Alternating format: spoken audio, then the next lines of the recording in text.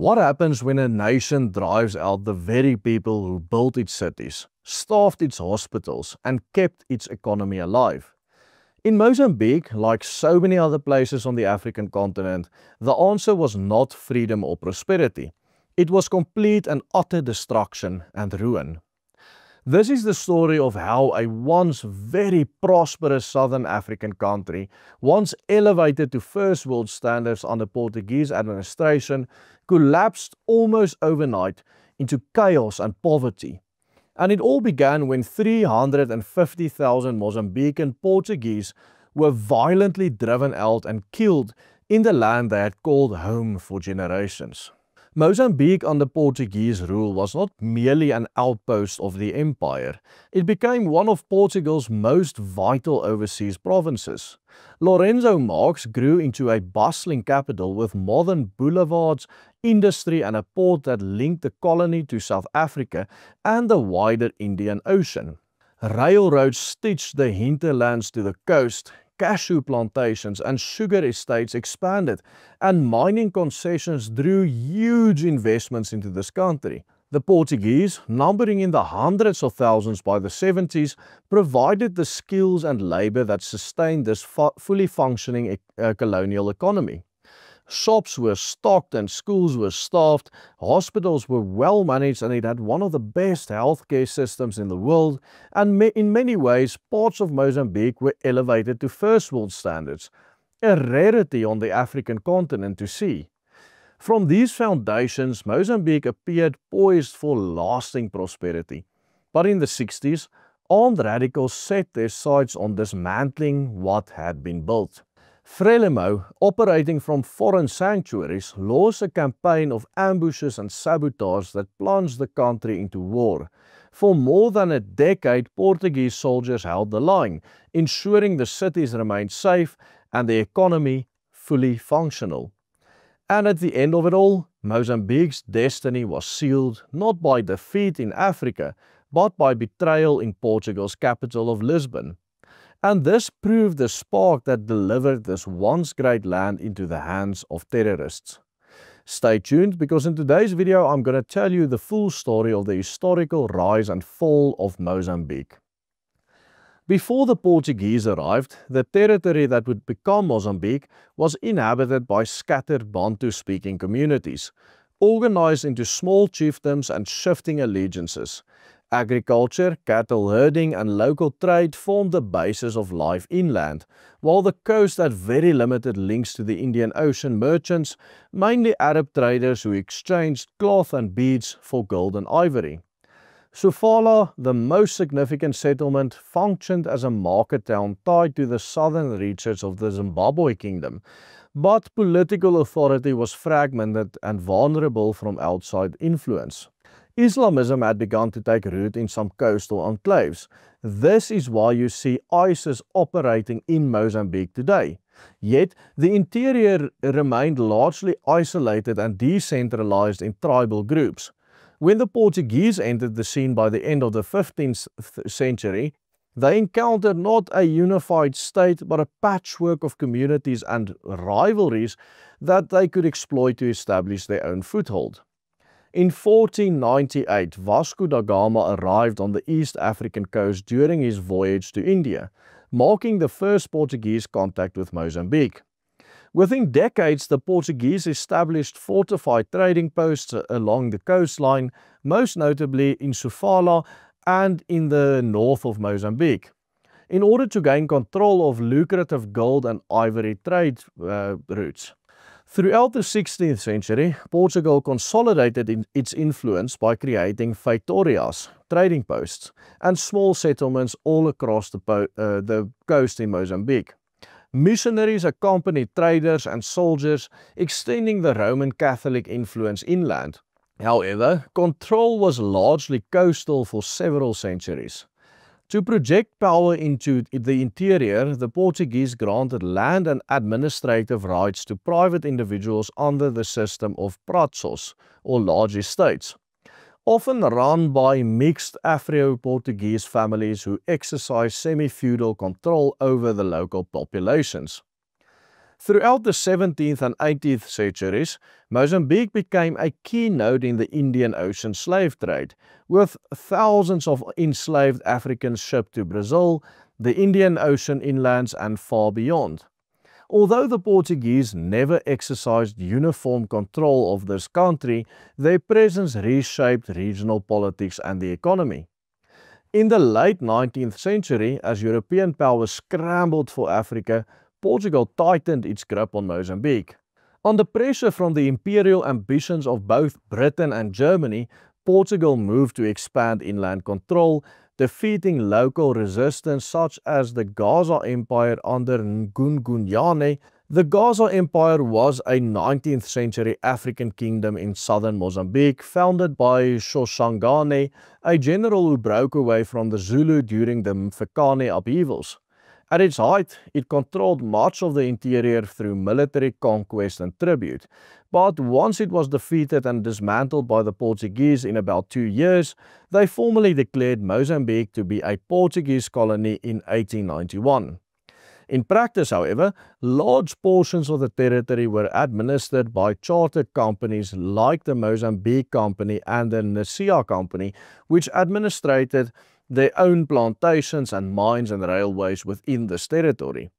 The Portuguese successfully administered Mozambique for decades during the first half of the 20th century. Mozambique became firmly locked into Portugal's colonial economy. Vast concessions remained in the hands of chartered companies until the 1940s, when Lisbon gradually brought them back under direct Portuguese administration. The colony supplied raw materials such as cotton and cashew nuts and sugar and migrant labor, while little was invested in education, healthcare or industry for the African majority. Portuguese settlers began arriving in great numbers, especially after World War II, and modern European neighborhoods were established, especially in and around Lourenço Marques, today known as Maputo. But by the 1960s, Mozambique was no longer just a remote colony, it had become a true extension of Portugal, a province of Portugal, one might say. Tens of thousands of settlers crossed the ocean every year, and in Lourenço Marques, today Maputo, as much as 30% of the city's population was Portuguese natives. The total Portuguese population of Mozambique increased from just 15,000 at the start of the 20th century to over 350,000 by the 70s. The Portuguese built schools, hospitals, factories and modern neighborhoods and truly elevated many parts of this country to first world standards. Yet, the tide of decolonization that swept across Africa after World War II did not remain untouched. In 1962, Frelimo, a terrorist organization dedicated to fighting colonial rule, was founded by Sumoro Machel, whose widow, Graça, would of course later marry Nelson Mandela. By 1964, Machel's territories had launched a full-scale war against the Portuguese, attacking outposts and settlements from their foreign military bases in Tanzania. The fighting was bitter, villages were bombed, thousands of citizens were displaced, and the colonial army had no choice but to respond. For more than a decade, Frelimo fought a one-sided guerrilla war against the Portuguese military in Mozambique, but despite the violence, Lisbon refused to give up the colony, but also refused to start participating in this one-sided war. But the bitter irony is that what finally broke the Portuguese rule was not the terrorists, but their very own people. In 1974, young officers in Lisbon, exhausted by endless deployments and disillusioned by the heavy cost of defending Portugal's overseas provinces, turned their weapons not on Frelimo, but on their own government in Portugal. The so-called Carnation Revolution in Lisbon toppled the Estado Novo regime in Portugal, and the new leaders immediately abandoned the struggle for colonies in Africa. Instead of victory for the men who had sacrificed many years protecting the jungles of Mozambique, the war ended with the territory being simply handed over for free to the terrorists of Frelimo. Independence in 1975 was therefore not the results of a battlefield defeat, but a betrayal from the main country itself, forcing hundreds of thousands of Portuguese to flee a land they had built into cities and farms and industries, because once the Frelimo terrorists were let loose on these cities, they just started killing every white face they saw. Everything changed overnight. What unfolded in Mozambique after June 1975 was not a graceful handover to peace and democracy, it was complete terror on the streets. A community, indeed an entire nation of 350,000 Mozambican Portuguese men, women and children were forcefully driven out of this country by the Frelimo terrorists. Armed militias loyal to Frelimo prowled the streets, property was seized, homes were ransacked, and families were dragged into the streets from their beds. There were killings, there were disappearances and public humiliations that left scars on those who actually survived this ethnic cleansing. Planes leaving Lourenço Marques were so packed with desperate Portuguese families that they carried nothing but a suitcase, leaving behind generations of work and memory in the country that they had built. This ethnic cleansing proved truly catastrophic for Mozambique as a country. The Portuguese who were driven out included not only the administrators, but also all of the doctors and the engineers, teachers and skilled workers who had kept the economy and the infrastructure functioning. When they left, hospitals lost their staff overnight, schools were left without teachers overnight, and factories stood idle for lack of any management. In Maputo, nearly half of all businesses were abandoned, and within less than 2 years, the country's industrial output fell by more than 80%. As you can see by now, the fall of Mozambique was much more devastating than the fall of even Rhodesia, one of its bordering countries. It is as if it literally happened overnight. Under Frelimo, farms and plantations were nationalized, and the agricultural output absolutely plummeted to less than 5% of what they once produced when the Portuguese were in charge of the farms.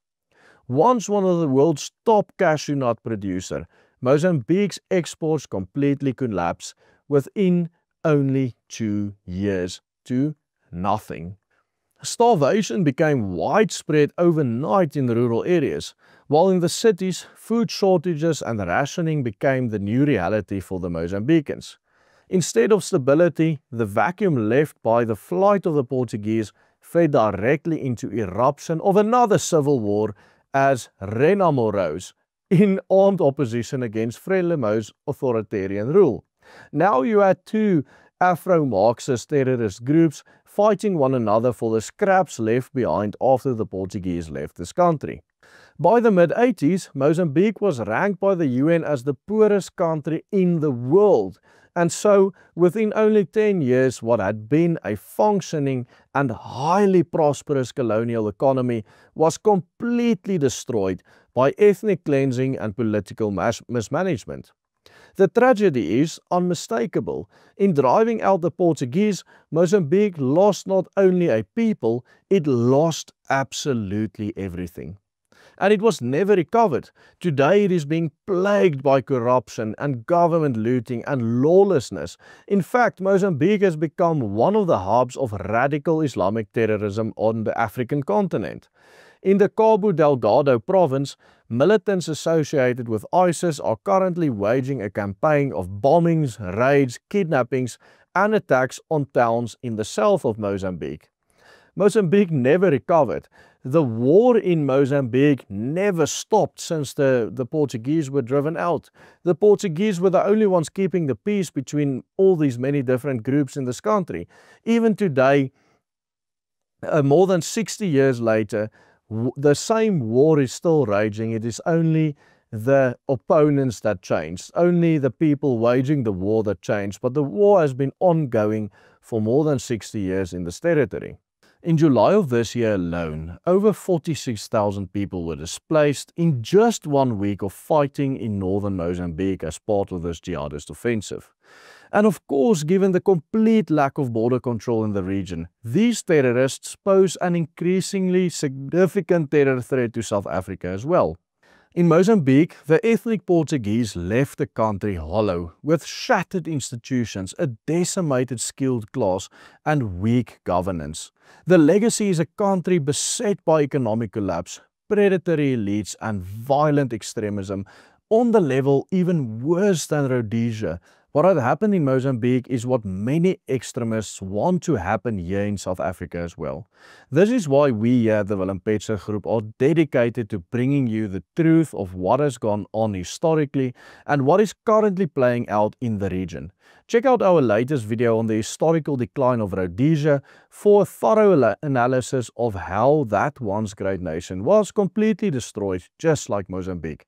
Just click on this link right here to watch it. And support our work by joining the Willem Petzer Group. Simply follow the easy steps on the banner at the bottom of your screen to help us change the hearts of people. Goodbye and God bless.